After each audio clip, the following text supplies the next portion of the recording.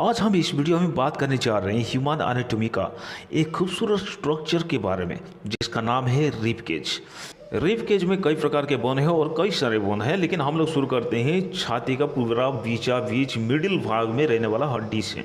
तो ये जो बीच में आप जो हड्डी देख रहे हो एक तलवार की तरह है, इस हड्डी का नाम है ब्रेस्ट बोन।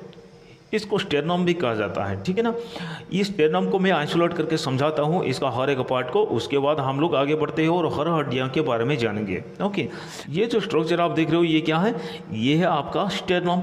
जो ऊपर वाला हेड लाइक स्ट्रक्चर जो है, ऊपर जो स्ट्रक्चर मौजूद है ना, इसको हम लोग कहते हैं माइनोब्रियम। और बीचा बीच जो स्ट्रक्चर है उसको कहते हैं द बॉडी, इसको हम लोग ग्लैडियोलस भी कहते हैं। और सबसे नीचे की बात करें तो ये वाला रहेगा हमारा जिफर्ड प्रोसेस, या फिर इसको जाइफर्ड प्रोसेस भी कहते हैं। ओके, तो जब हम बात करते हैं माइनोब्रियम की, ये हमारे स्टेरनम का बॉडी के साथ अटैच रहता है एक जॉइंट से। इस जॉइंट का नाम हो जाता है एंगल ऑफ लुइस।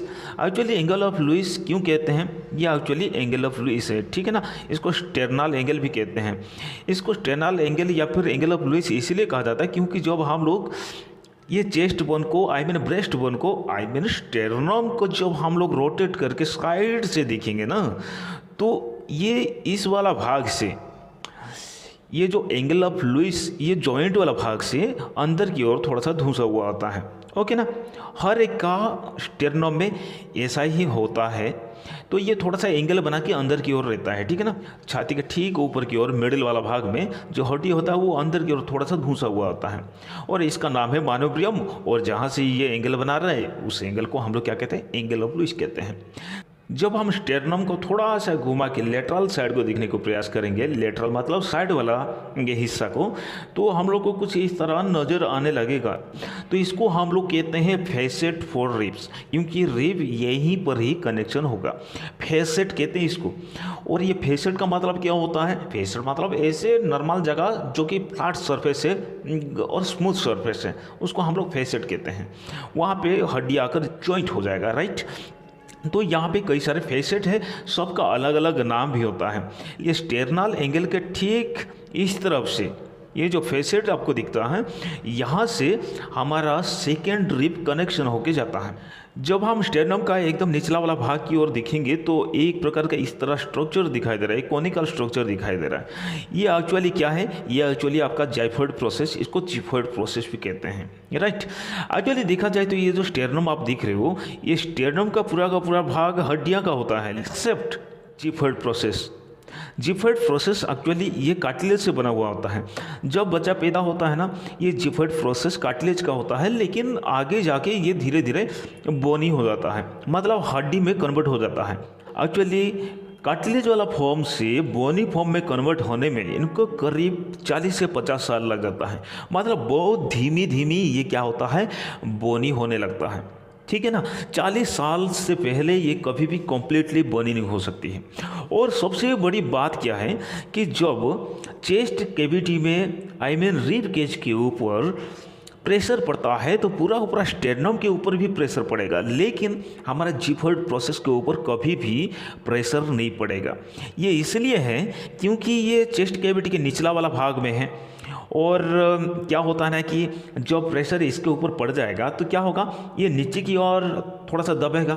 नीचे की ओर क्या है? नीचे की ओर हमारा डायफ्राम है, ठीक है ना। तो डायफ्राम को ये छेद कर लेगा ना, तो इसीलिए चेस्ट कैविटी का जो प्रेशर होती है वो रिब केज का हर एक हिस्से में पड़ सकता है, लेकिन जिफर्ड प्रोसेस में पड़ता नहीं है। अगर पड़ता भी है तो बहुत कम इफेक्टिव होता है। ये अगर नीचे की ओर प्रेशर डालेगा तो और क्या प्रॉब्लम हो सकता है? नीचे की ओर अगर ये प्रेशर डालेगा तो नीचे क्या मौजूद है? लीवर मौजूद है। लीवर को ये छेद कर लेगा, तो इसीलिए यहाँ पे प्रेशर नहीं पड़ता है। जिफर्ड प्रोसेस या फिर जाइफर्ड प्रोसेस इतना खतरनाक है, मतलब ये अगर थोड़ा सा प्रेशर अगर नीचे की ओर डालेगा तो सबको नुकसान पहुंचा सकता है ना बेटा। तो इतना खतरनाक प्रोसेस को इतना नाजुक वाली एरिया में रखने की क्या जरूरत थी? समझने वाली बात है।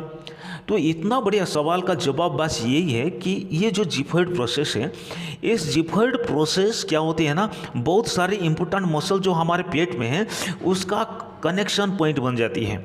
मतलब हमारे पेट में जैसे कि रेक्टस एब्डोमिनिस है, ट्रांसवर्स एब्डोमिनिस है, ये इंपॉर्टेंट मसल वगैरह है ना, जिसको हम लोग एक्सरसाइज करके 6 पैक 8 पैक बनाते हैं ना, तो वो रेक्टस एब्डोमिनस ट्रांसवर्स एब्डोमिनस की बात हो रही है। तो यहाँ पे जो हम बात करते हैं रिब्स के बारे में, ये एक्चुअली आगे जाके ये स्टेर्नम के साथ डायरेक्टली जुड़ता नहीं है, बल्कि ये कार्टिलेज के साथ जुड़ता है। जैसे कि आप यहाँ पे दिख रहे हो थोड़ा थोड़ा व्हाइटिश कलर, इस तरफ भी दिख रहे हो, इस तरफ भी दिख रहे हो ना, तो ये जो व्हाइटिश कलर वाला जो एरिया दिख रहे हैं ये एक्चुअली कार्टिलेज है। इस कार्टिलेज को हम कहते हैं कोस्टल कार्टिलेज, ठीक है ना। तो कुल मिला के बात करें तो ये जो रिब्स है, ये रिब्स डायरेक्टली स्टेर्नम के साथ जुड़ा नहीं है, बल्कि कार्टिलेज से जुड़ा है। उसके बाद कार्टिलेज जाकर स्टेर्नम के साथ जुड़ा है, और उस कार्टिलेज का नाम क्या मैंने बताया, कोस्टल कार्टिलेज, ठीक है ना। ये जो कोस्टल कार्टिलेज जाकर स्टेर्नम के साथ जुड़ेगा तो एक प्रकार का जॉइंट तो बनेगा ना, तो उस जॉइंट को हम क्या कहते हैं, उस जॉइंट को कहते हैं स्टेर्नोकोस्टल जॉइंट्स। ओके, क्या कहते हैं, स्टेर्नोकोस्टल जॉइंट। हमारा रिब केज का रिब सब सामने से स्टेर्नम से जुड़े हुए हैं, और पीछे की तरफ जैसे कि ये स्टेर्नम हो गया, और ये सब क्या है, रिब से, दोनों तरफ रिब से। तो मैं एक को हाईलाइट करके दिखा रहा हूँ, ये पहला रिब से, ठीक है ना, ये पहला रिब से, ये लेफ्ट वाला है, ये राइट वाला है, ये स्टेर्नम के साथ जुड़ा है। ये धीरे धीरे सी शेप का बेंड होता है, सी शेप का स्ट्रक्चर ले लेता है और पीछे की तरफ जाता है। और पीछे की तरफ आप दिख रहे होंगे एक लंबा सा सांप जैसा स्ट्रक्चर, इसको हम कहते हैं वर्टेब्रल कॉलम। हम अगर उठ बैठ पा रहे हैं, सीधा खड़े हो पा रहे हैं, तो हम इसके वजह से हैं, और हमारा बॉडी का पूरा भार इसके ऊपर पड़ता है ना। तो ये पीछे जाके ये वर्टेब्रल कॉलम के साथ जुड़ता है। ये जो वर्टेब्रल कॉलम आप देख रहे हो, ये हड्डी का स्ट्रक्चर है, लेकिन ये एक हड्डी से नहीं बनी होती है। आपको मालूम है कि छोटे छोटे हड्डियों से बनी हुई होती हैं। ये छोटी छोटे हड्डियों को हम क्या कहते हैं, वर्टेब्रा कहते हैं। तो ये जो छाती का हड्डी है, छाती को क्या कहते हैं, थोरासिक कहते हैं ना। छाती का जो कैविटी होता है वो थोरासिक कैविटी होती है। मतलब थोरासिक कैविटी का जो हड्डी आके हमारा वर्टेब्रा से मिलता है, तो उसको हम कहेंगे थोरासिक वर्टेब्रा। क्या समझ में आई, ये वर्टेब्रल कॉलम का जो वर्टेब्रा जिसके साथ हमारा थोरासिक कैविटी का रिब आके, मतलब हड्डी आके मिलता है, तो उसको हम क्या कहते हैं, थोरासिक वर्टेब्रा। और इसको हम T1 भी कहते हैं, ठीक है ना। T1, T2, T3, T4 ऐसे हमारा T12 तक जाता है, ठीक है ना। T12 तक जाता है, यह हमारा T12 है।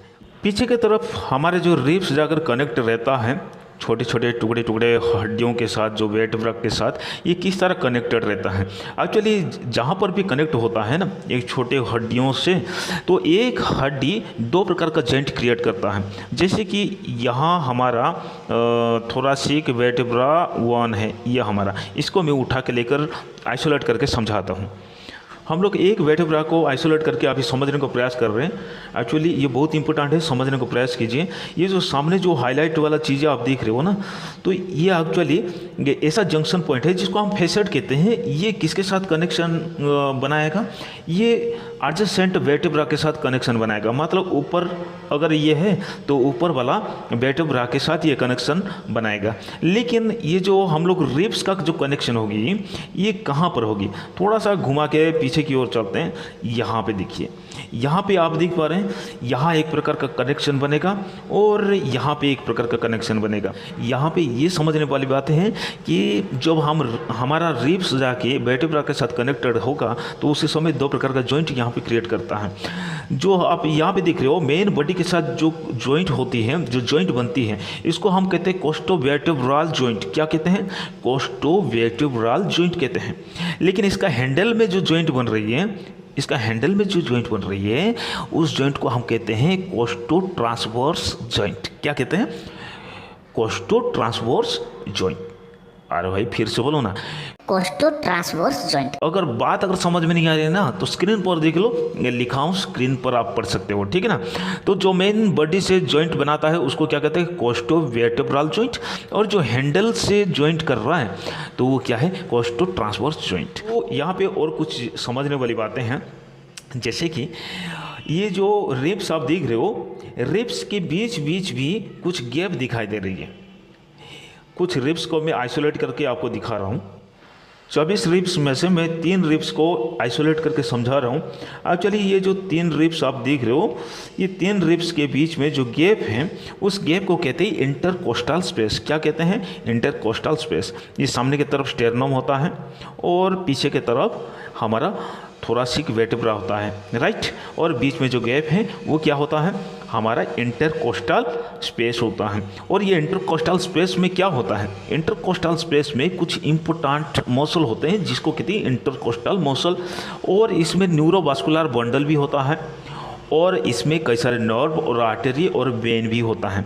मतलब कुल मिलाकर बात करें तो यहाँ पे जो चेस्ट कैविटी है, उस चेस्ट के बीटी में जो रिब्स लगी हुई हैं, उस रिब्स के बीच में जो गैप है उस गैप को हम इंटरकोस्टल स्पेस कहते हैं। और उसमें इंटरकोस्टल मसल, न्यूरोवास्कुलर बंडल और कुछ इंपॉर्टेंट नर्व्स, आर्टरी, वेन, ये सब चीज़ें मौजूद होते हैं। ह्यूमन रिब केज में मौजूद 24 रिब्स को 3 कैटेगरी में डिवाइड कर दिया गया है। ऊपर से अगर काउंटिंग करेंगे तो 1 2 3 4 5 6 7, और इस तरह भी 1 2 3 4 5 6 7। ये जितना हड्डियों को मैं हाईलाइट किया हूँ इसको हम कहते हैं ट्रू रिब्स। क्या कहते हैं? True ribs.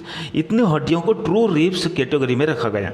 ये इसलिए रखा गया क्योंकि ये पीछे की तरफ वर्टेब्रल कॉलम को तो जोड़ ही रहा है, लेकिन ये स्टेरनम के साथ भी डायरेक्टली जुड़ रहा है, ठीक है ना। इसलिए इसको हम ट्रू रिब्स कहते हैं। उसके बाद की अगर बात करते हैं नीचे की तरफ, ये वाला हड्डी, ये वाला हड्डी और ये वाला हड्डी, आई मीन 8th 9th और 10th वाला रिब्स इधर, और 8th 9th और 10th ये वाला रिब्स, ये जितना मैं हाईलाइट किया हूँ ये डायरेक्टली स्टेरनम के साथ जुड़े नहीं हैं। अब देख रहे हैं ना, ये डायरेक्टली स्टेरनम के साथ जुड़े नहीं, बल्कि आके हमारे 7th नंबर वाला के साथ जुड़े हुए हैं। इसलिए इनको हम क्या कहते हैं? इनको हम फॉल्स रिब कहते हैं। इनको फॉल्स रिब कैटेगरी में रखा गया है। ट्रू रिब्स में 7 रिब्स आ जाते हैं और फॉल्स रिब में 3 रिब्स आ जाते हैं।